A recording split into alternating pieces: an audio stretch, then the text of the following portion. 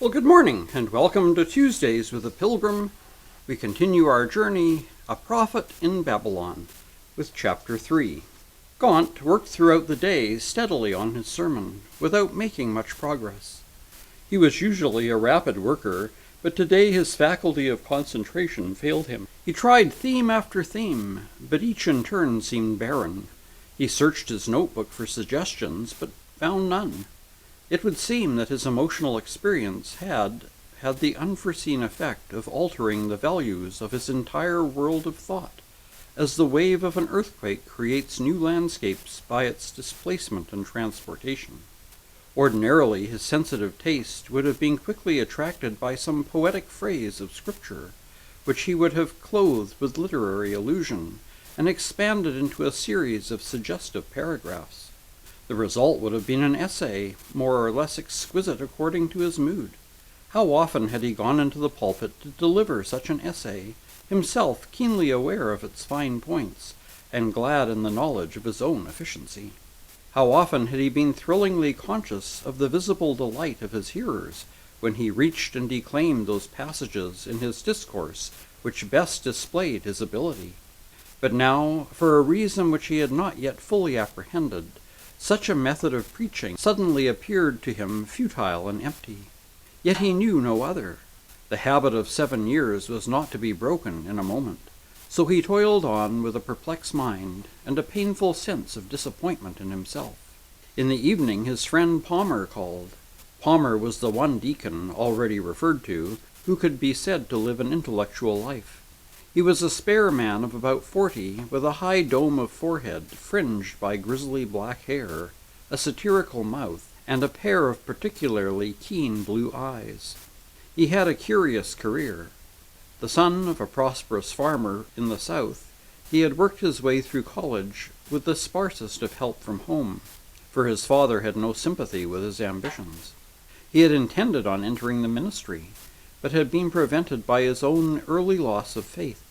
At the close of his college course, he had actually been a student in a theological seminary, but the little stock of faith he took with him to the seminary had been quite dissolved in his attempt to acquire theological knowledge. The further he went, the less he found in which he could really believe. He was further discouraged by the low tone of religious feeling among his fellow students, and to a certain degree among the professors also. In the general talk among the students, he found the ministry regarded most entirely as a profession. The main theme of conversation was the status of various churches, the salaries they paid, and the chances each man thought he had of securing a prize. There were exceptions, of course. There was Rees Ellen, a genuine enthusiast, who had gone to China as a missionary, and had perished in the Boxer riots. There was another good little fellow called Stimson, whose faith was proof against all criticism simply because his intellect was radically incapable of understanding that criticism could exist in relation to faith. These men and a few others of kindred qualities formed a group by themselves, and with them he had no contact. As to the professors, he could never rid himself of the idea that they were paid apologists of a system of truth which they themselves only believed, with many reservations. In this conclusion he was not quite just. He was simply misled by the fact that he knew the professors only on their intellectual side, and he did not allow for the fact that it was their main business to criticize the basis of faith rather than impart its spirit. But although in later years he judged more fairly, at the time these immature conclusions were disastrous to him.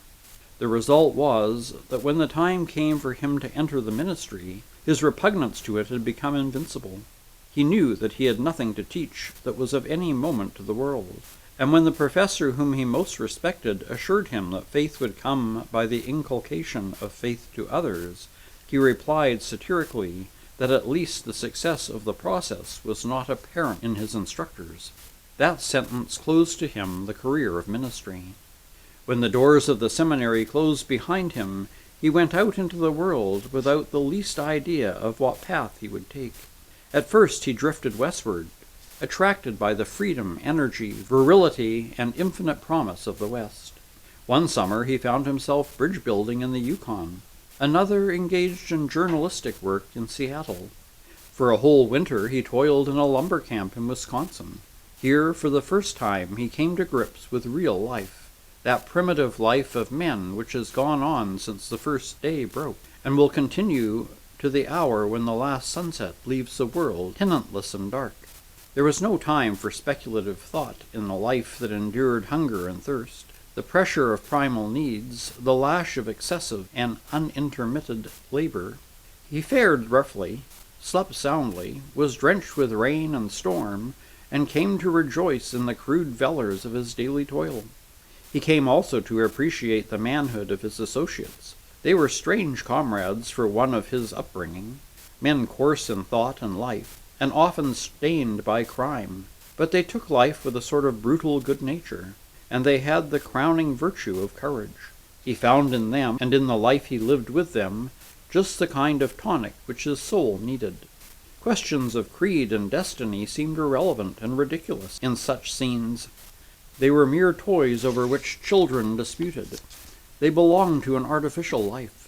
The very vastness of the forest, the march of the stars across the lonely heavens, the daily contact with primeval earth, removed him at an immeasurable distance from such trivialities. That winter in the lumber camp taught him many lessons, the chief of which were faith in man as man, and the conviction that the chief business of life is to live, not to get a living, and still less to pass one's time in tedious disputes about the nature of life. All the time, however, he was slowly, though unconsciously, coming to the knowledge of his own faculties. He knew that this life of primitive exertion could not last. It was but an episode. It was inevitable that he should return to the cities, and in due time he found himself in New York studying law. Here, at last, his analytic mind found its true arena. He succeeded slowly in his career, not for want of energy, but because he had no great passion for success. He was content with modest competence, where most men of his ability would have pushed on to fortune. But he was one of those men who find in leisure for books and private study a much happier fruit of labor than could ever come through wealth purchased at the price of a constantly harassed and divided mind. He lived a quiet and cultured life in one of the older houses of the Washington Square area, with his favorite sister Esther as his housekeeper. When Gaunt came to Mayfield Avenue Church, Palmer found him out, attracted by the reports of Gaunt's unusual intellectual ability. In the quiet life which he now lived, some of his old religious beliefs had come back to him, though in changed and attenuated forms. He had no difficulty in joining a church where freedom of belief was so wide as in Gaunt's church. Later on, he was unable to discover any valid reason why he should not become a deacon in the church, although he accepted the position more out of a love for Gaunt than any other reason, and even then reluctantly. So it had come to pass that the two men had become intimate friends, and there was rarely a Friday night when Palmer did not come around to Gaunt's house to smoke his cigar and talk over books and philosophies.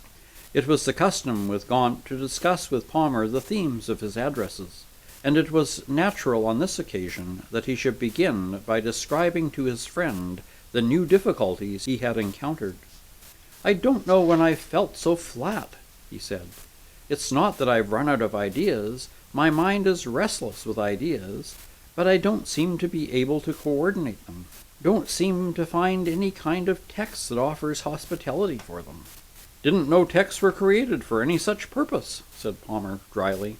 "Perhaps not, but it seems the best use you can put them to. If one didn't do that, logically it ought to be enough just to read the text and be done with it." "Why not?" said Palmer. "After all, Paul manages to say more in 5 words than you do in 5,000. "Why not? Because my occupation would be gone, for one thing," laughed Gaunt. "And if it comes to that, why don't you state a law and just sit down without making a speech on behalf of your client?"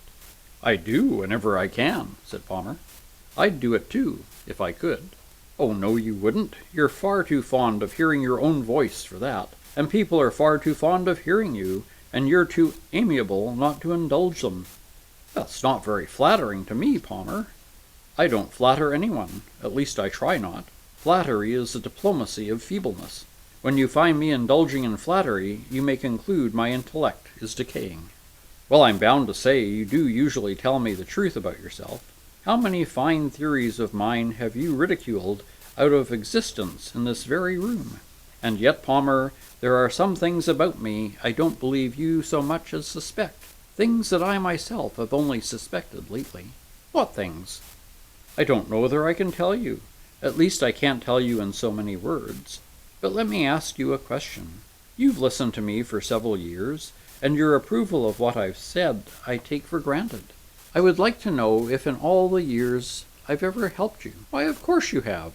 If you hadn't, I'm not the man to have listened to you so long. No man of any intellect can listen to eloquence without a sense of exhilaration, a kind of glow which sends him back to common duty with a lighter heart. That's not what I mean, said Gaunt slowly. Let me try to be plain, though I don't find it easy. No, orators never do. They wouldn't be orators if they did. Please don't jest. I'm really serious. Very well, I'll be sober as a judge. State your case, and I'll say nothing till you're through. Well then, this is the point. It has come home to me today in quite a new way that all these years I may have been playing at truth, playing at life. Answer me honestly this question.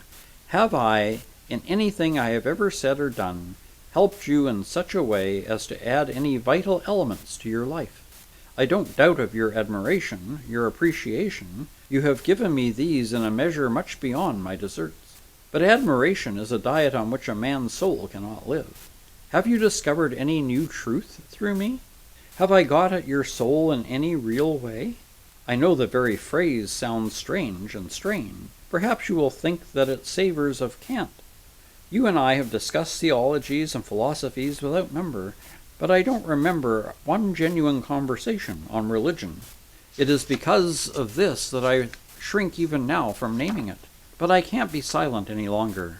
There comes a time in a man's life when he takes stock of himself, goes through his life with a relentless inquisition, and that time came to me this morning.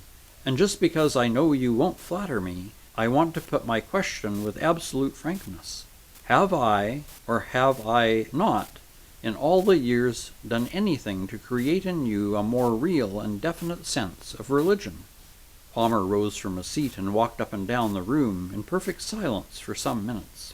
Then he stood beside the chair on which Gaunt was sitting and laid his hand upon Gaunt's shoulder. "You're sure you want me to tell you?" "I'm quite sure." "Well, let me tell you a story. Some years ago, as you know, I was working for my bread in a lumber camp in Wisconsin. The life was hard and brutal, but as near primitive a life as a modern man can get. I suppose not a man amongst us ever prayed, or read the Scripture, or gave the least thought to religion. And for months I was no better than the rest. One day there arrived in the camp a little undersized fellow named Milton. He was so obviously out of place that we nicknamed him in jest Paradise Lost. He did his best to do the work other men did, but he was obviously unfitted for it. When we got back from the woods at night and lay down in our bunks in the huge shack with a red-hot stove in the middle, poor Paradise Lost was subjected to all sorts of cruel horseplay. This went on for weeks, and Paradise Lost never once retorted with an oath or an angry word, so that at last the men gave up nagging him because there was no fun in it. Presently he revealed a new side to his character. If a man was sick and mad with drink, Paradise Lost would sit up all night with him and help him fight through the horrors. There were 1 or 2 bad accidents that winter, and Paradise Lost was always ready to play the nurse, and did it with a skill and tenderness no woman could surpass. All this time he never said a word about religion, although we knew he carried a New Testament in his pocket, and chafed at him a good deal about it. One night, it was near Christmas, we were all together in the shack, and most of us pretty dull, for we were thinking of friends and homes far away. Suddenly Paradise Lost offered to sing to us. At an ordinary time his offer would have been received with shouts of derision. The little man whipped out a Stanky's hymn book, and began to sing in a sweet, clear tenor, "Shall we gather at the river?" At the second verse, someone heaved a boot at him, but the little man went on with a smile, and at the third verse we actually joined in the chorus. Then he pulled out his Testament, and without asking anybody's leave, began to read us the beautiful story of Jesus' birth. It sounded as if we had never heard it before, and somehow the recollection of the starshine outside, and the lonely forest, and our warm shack in the lonely waste made Bethlehem and the watching shepherds seem real. Then he read the death of Jesus, and with such simple pathos that I know my eyes filled with tears, and I was not the only one. When he had done, he began to speak to us. I can't reproduce his speech, but some of it I shall never forget. "I'm just one of yourselves, lads," he said, "and not a bit better than you. But I've got a friend some of you haven't got, and my friend is him about whom I have been reading to you tonight. I know you wonder why I ever came here, and I'll tell you. I was a wicked lad, and broke my mother's heart, as some of you have done. One day this friend of mine took hold of me and said, 'You've just got to follow me. You've been foolish long enough, but now I've found you, and I don't intend to let you go. But you've got to do something for me, too. You've got to go to the wickedest sort of place you can find, and help men to be good, the best way you know.' So I said, 'That's only fair, and I'll do my best.' And so I came here. I don't know books, and I never shall, but I know that it's wiser to be good than bad, and you know it too. I can't talk to you like the preachers can, and maybe you wouldn't listen to me if I could, but I tell you that the same friend that found me is here to be friends with you, if you'll let him. And the moment you'll try to live straight, lads, that moment you'll find him helping you." Paradise Lost didn't get jeered after that night. He won out. He went about doing good, and that appeared to be the only religion he knew, and it was about all we wanted, or were capable of understanding. Such religion as I have, I got from that little man. Christ came back to me in him. He taught me that the only way of really helping your brother man to a real faith is by living as though your own faith were real. And now you see my point. You know, Gaunt, I wouldn't grieve you willfully, but since you've asked me a question, I shall answer it honestly. You've not helped me in the way you've indicated. You've fed my mind, and I'm grateful, but my soul, no. The only man who ever touched my soul was that little preacher in the lumber camp. He did it because he lived like Christ, and I don't believe any man will ever reach the soul of another man until he lives like Christ. Sermons and theologies don't count. It's the life and nothing else." Gaunt sat with a bowed head. "I should hate to think I have wounded you," said Palmer. "I needed to be wounded," said Gaunt in a low voice. "It's surgery that perhaps may save me." Palmer wrung his friend's hand and silently left the room. And that's the end of Chapter 3. Next week we'll continue with Chapter 4, Storm Signals. Until then, take care, stay safe, and God bless.